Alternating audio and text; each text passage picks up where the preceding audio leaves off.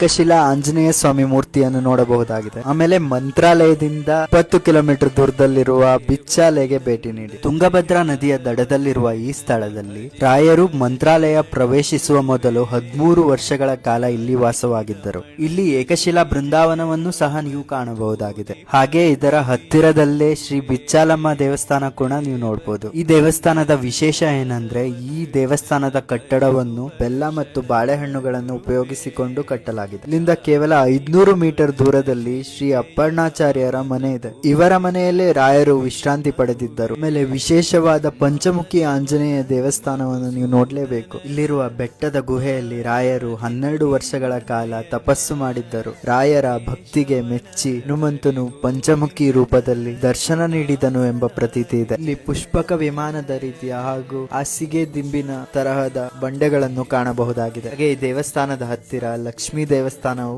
ಇದೆ.